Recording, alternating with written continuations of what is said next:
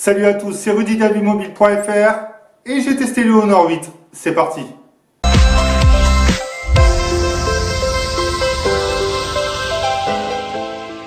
Nous allons commencer ce test en faisant le tour habituel du terminal.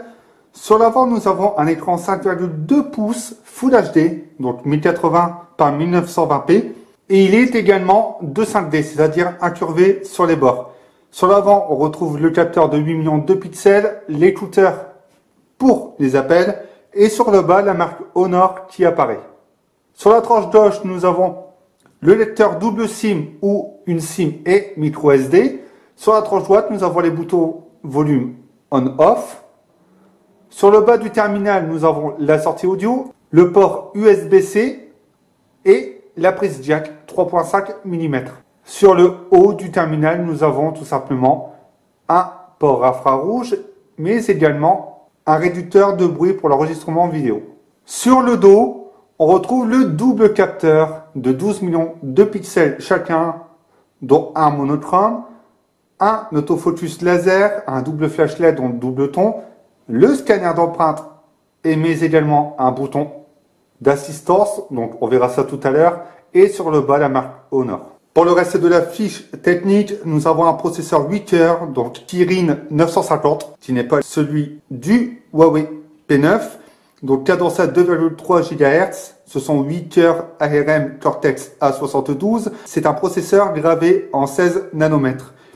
On retrouve également une puce graphique Mali T880, un écran 5,2 pouces Full HD déjà cité, et nous avons également une densité de pixels de 424 pixels par pouce, 4 Go de RAM et une mémoire de 32 Go, mais également de 64 Go. C'est ce que j'ai eu pour ce test. La mémoire est extensible via micro SD jusqu'à 128 Go si je ne me trompe pas, sinon vous pouvez le signaler dans les commentaires. Et il possède un hard disk DAS d'environ 1,5 watts par kilo. Chose que l'on remarque immédiatement au dos du terminal, ce sont ses reflets. Ça donne son petit effet et on retrouve ça sur chaque constructeur qui sort des smartphones avec un dos en verre. Et ça permet à Honor également de se démarquer avec cet effet un peu de V. Vous l'aurez donc compris, nous sommes en présence d'un smartphone tout en verre avec un cadre en aluminium. On aperçoit également que les chanfreins du cadre en aluminium sont biseautés de chaque côté. Dont on retrouve juste ici les petites bandes de plastique pour laisser passer les ondes. Et on les retrouve également sur la gauche et sur le bas du terminal. L'ergonomie de ce terminal est vraiment excellente. On arrive à accéder au bouton physique à une seule main, le bas de l'écran et le haut où l'on aura un peu plus de mal. La deuxième main pourra être nécessaire. Mais les bords d'écran sont vraiment fins. La bordure noire n'apparaît quasiment pas. Et on a un smartphone qui ne tire pas sur la longueur, qui est vraiment une bonne chose en soi pour le maintien. Le terminal n'est pas très épais et la partie en verre agrippe bien en main malgré qu'il soit vraiment glissant. Pour vous prouver, il est sur la table et il glisse vraiment et en main ce sera plus ou moins la même chose. Une autre chose à signaler, ce sont les traces de doigts qui sont omniprésentes. Petit signalement également, le terminal semble ultra fragile et le problème c'est qu'il va se griffer très rapidement si vous ne faites pas attention. Lorsque l'on tapote un peu derrière, on a l'impression qu'il y a un léger vide, c'est un peu dommage. Autre petit signalement qui concerne toujours le design, ce sont les boutons physiques. Lorsque l'on passe le doigt, on entend un peu de bruit. Pour l'écran, sachez qu'il est vraiment beau. Les couleurs sont vives, mais pas trop vives non plus. En plus de cela, on a vraiment de la finesse de détail. Tout est vraiment bien travaillé. Et c'est le gros point de cet écran. Les points négatifs, les traces de doigts, mais également les reflets. Donc vous pouvez le constater, je bouge à peine le téléphone et il y a énormément de reflets. Mais sachez qu'en extérieur, avec la luminosité à son maximum, du moins, vous aurez des reflets, mais tout sera lisible quand même. Globalement, l'écran est vraiment très agréable pour visionner des vidéos, des films, à l'utilisation quotidienne. Et c'est vraiment le point à retenir. Lorsqu'on utilise l'écran, les bords de 5D ne font pas ressortir les rebords métalliques ou même en plastique qui peut se trouver pour caler l'écran sur le cadre et sincèrement c'est très agréable. Vous pourrez également aller dans les paramètres pour pouvoir modifier la température des couleurs, donc chaude, froide ou la laisser par défaut. Vous trouverez également dans les paramètres d'affichage le mode protection des yeux, du moins confort des yeux. Ça vous servira surtout de nuit lorsque vous utiliserez votre smartphone ou lorsque vos yeux seront fatigués de pouvoir les reposer et de supprimer toutes les lumières bleues. C'est un mode que l'on retrouve de plus en plus sur les smartphones commercialisés. C'est plutôt un bon point et ça peut vraiment aider les personnes qui ont un problème de fatigue visuelle. Le terminal tourne sous Android 6.0 Marshmallow avec la surface de Huawei MUI 4.1. J'ai vraiment apprécié, je tiens à mon tiroir d'application, mais là j'ai rapidement su l'oublier et globalement ça reste fluide. Parfois il y a de légères saccades, mais vraiment de très légères.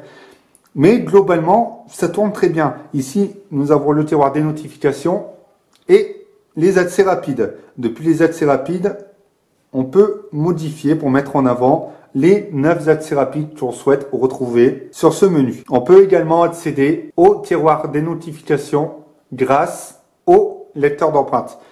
Chose aussi que l'on peut faire, c'est dans la galerie, lorsque l'on visionne une photo, on se retrouve à pouvoir naviguer facilement sans forcément accéder à l'écran.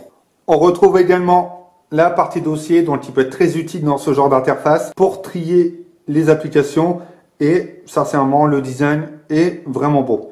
On retrouve également la petite barre de recherche qui s'affiche ainsi pour rechercher une application directement avec un slide vers le bas. Depuis l'écran de verrouillage, on peut accéder directement au lecteur de musique, mais également au répondeur, à la calculatrice, à la lampe torche ou à l'appareil photo, mais également à l'appareil photo, juste en slidant ainsi. Nous avons également une application santé qui est directement intégrée et utilisable dès le premier démarrage. Vous aurez également des notifications lorsque des processus en arrière-plan seront trop gourmands et vous pourrez les supprimer directement depuis ce tiroir. Un parsement vers l'intérieur ou un appui long vous permettra d'accéder au fond d'écran, au widget, de pouvoir modifier les transitions, mais également la disposition des icônes, donc 4 par 5, 5 par 4 ou 5 par 5. Nous avons également l'alignement automatique, le fait de secouer pour remplir les espaces vides, les badges sur les icônes, donc sur Facebook, etc. Vous avez parfois un petit badge qui vous met le nombre de messages ou le nombre de notifications et également l'écran d'accueil en boucle. On peut également modifier la barre de navigation, changer les icônes sauf celui de l'accueil et surtout ajouter une petite icône qui permettra d'accéder au tiroir des notifications et aux accès rapides. Le menu flottant également est présent. Ça peut être intéressant pour les personnes qui ne souhaitent pas aller jusqu'au bas de leur smartphone. La touche intelligente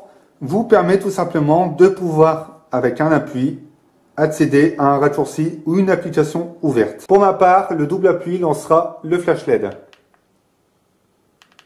Et enfin, une troisième action, c'est l'appui long. Cette fois, me permettra d'accéder à Google. Ce bouton d'assistance intelligente, c'est ce qui démarque encore une fois le Honor 8 du Huawei P9. Pour le scanner d'empreinte, il est bien situé, c'est instinctif, on adore l'utiliser même pour accéder au tiroir des notifications. Et en plus ça, il est très agréable. Je crois qu'il est en vert également. Mais pour l'utilisation, c'est assez rapide pour enregistrer une empreinte, comme vous pouvez le constater. L'avantage de ce capteur, c'est que lorsqu'on l'utilise, il nous ramène directement sur la dernière page. Lorsque vous positionnez mal votre doigt, vous remarquez qu'il ne s'allume pas. Il faudra vraiment bien le placer. Nous avons le mode à une main qui permet donc de glisser vers la droite de l'écran et la gauche pour le remettre ou sens inverse pour utiliser le smartphone à une main. Nous allons passer au multimédia en commençant par la photo et sincèrement c'est vraiment beau. Sur l'arrière nous avons donc 2 capteurs photo dont un monochrome mais qui ne vous permettra pas de prendre des photos en noir et blanc comme sur le Huawei P9. Voici l'interface de l'application photo. Donc sur la gauche nous avons accès à tous les modes. Sur la droite nous avons l'accès aux paramètres. Donc la résolution, nous sommes sur 2 capteurs à 12 millions de pixels. Sachez que si vous souhaitez avoir du 16/9, il faudra passer par du 9 millions de pixels.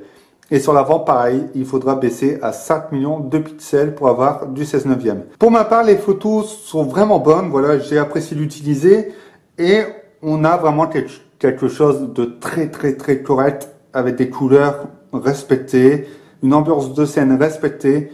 Et vous pouvez voir que nous avons également du détail. C'est vraiment appréciable.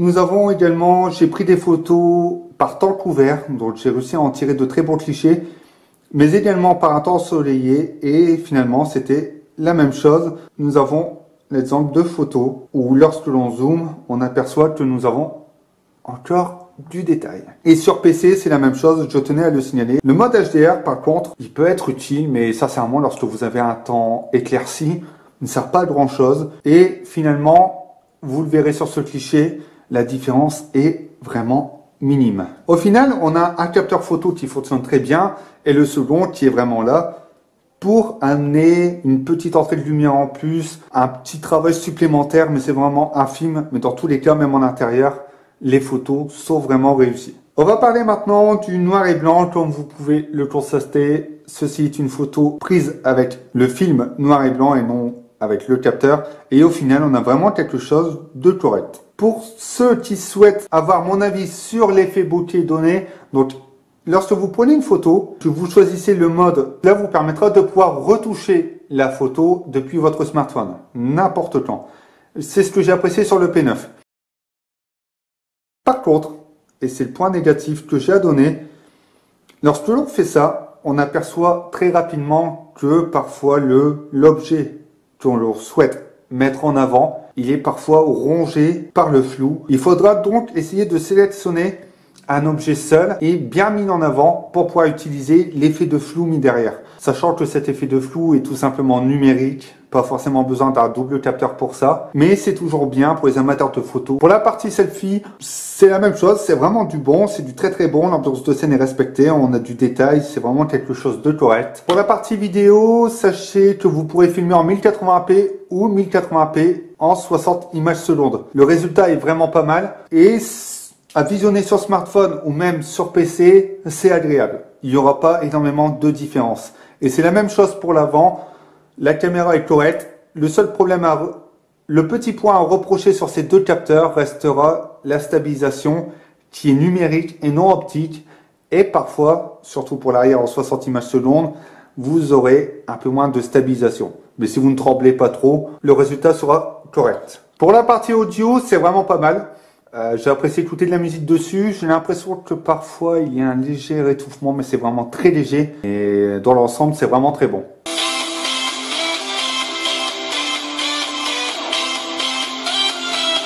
Pour la navigation web, c'est rapide, c'est fluide. Il n'y a aucun souci avec ça. Donc que ce soit en 4G ou en Wi-Fi, on arrive à obtenir et à lire des articles et des pages qui sont très rapides à charger. Pour la partie jeu, c'est pas mal. Il n'y a pas de saccade, il n'y a pas de latence. Moi, ça m'est arrivé une fois ou deux d'en avoir, mais de très très très légère. Mais globalement, ça tourne très bien.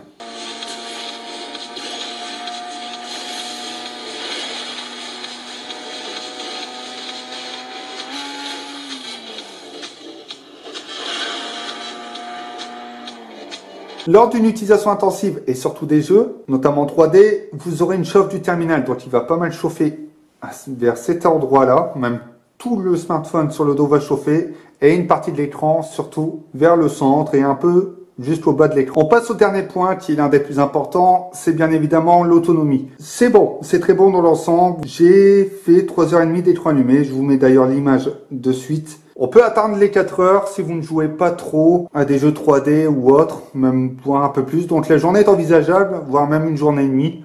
2 jours pour les moins gourmands, mais une journée, c'est sûr. Surtout si vous poussez votre smartphone. Car pour faire les 3h30, j'ai été sur les réseaux sociaux, j'ai regardé beaucoup de vidéos. J'ai également fait énormément de photos, j'ai enregistré beaucoup de vidéos. Je l'ai utilisé vraiment comme une personne normale, voire un peu plus poussée, et au final, 3h30 d'écran allumé, avec une luminosité entre 70 et 100%. Donc, c'est vraiment correct. Si vous faites attention, si vous optimisez le smartphone, vous ferez bien évidemment beaucoup plus. Vous aurez plusieurs modes de gestion d'alimentation, donc performance, intelligent et ultra. Ultra, ça vous donnera vraiment ce que vous devez avoir au minimum, donc appel, message, etc.